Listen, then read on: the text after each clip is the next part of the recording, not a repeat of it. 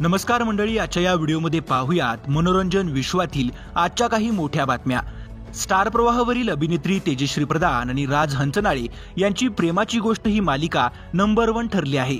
तेजश्रीच्या मालिकेनं सतत नंबर 1 ठरत असलेल्या ठरलं तर बघ मालिकेला मागे टाकत पहिलं स्थान पटकावलं आहे। प्रेमाची गोष्ट मालिकेत मुक्ता सागरचा लग्न सोहळा सुरू आहे, त्यामुळे प्रेक्षकांचा मालिकेला सध्या चांगलाच प्रतिसाद मिळत आहे। सुपरस्टार रजनीकांत यांची पत्नी लता यांनी फसवणुकीच्या प्रकरणात अखेर मौन सोडलं आहे। कोच डायन या तमिळ चित्रपटाशी संबंधित झालेल्या एका फसवणुकीच्या प्रकरणात लता यांचं नाव चर्चेत आलं होतं। आता एका मुलाखतीत त्या म्हणाल्या, माझा याच्याशी काही संबंध नाही, सेलिब्रिटी असल्याची किंमत चुकवावी लागते। लोकप्रिय अभिनेत्री रुबीना दिलकनं काही महिन्यांपूर्वी 2 जुळ्या मुलींना जन्म दिला। सध्या तिनं तिच्या मुलींसाठी घरात एक छोटीशी पूजा ठेवली होती। या निमित्तानं तिच्या मुलींची छोटीशी झलक सोशल मीडियावर दाखवली आहे। त्याचबरोबर त्यांची नावं जीवा आणि एदा ठेवल्याचंही सांगितलं आहे।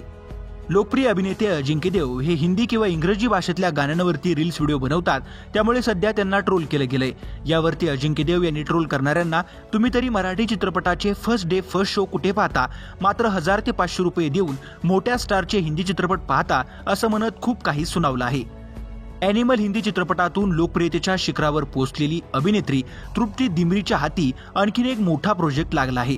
तृप्ती आता लवकरच अभिनेता कार्तिक आर्यन बरोबर आशिकी 3 या चित्रपटात झळकणार असल्याचं सांगण्यात येतंय। जागतिक चित्रपट सृष्टीवर शोककळा पसरवणारी घटना बुधवारी घडली। दक्षिण कोरियन अभिनेता ली सुन क्यूनचं निधन झालंय। सिओलमध्ये एका गाडीमध्ये तो मृत अवस्थेत आढळला आहे। मराठी अभिनेते विद्याधर जोशींनी सध्या एक अनुभव सांगितलाय। ते म्हणाले, ते राहतात तिथल्या जवळच्या गल्लीमध्ये सतत सत्यनारायणाची महापूजा होते। या पूजेचा आवाज लाऊडस्पीकरवरून मोठ्यानं ऐकवला जातो।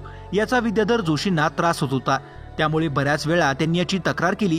तेव्हापासून त्यांचे मित्र त्यांच्याकडे हिंदू धर्मविरोधी या नजरेने बघायला लागले होते। सन मराठीवर लवकरच मुलगी पसंत आहे ही नवीन मालिका सुरू होते।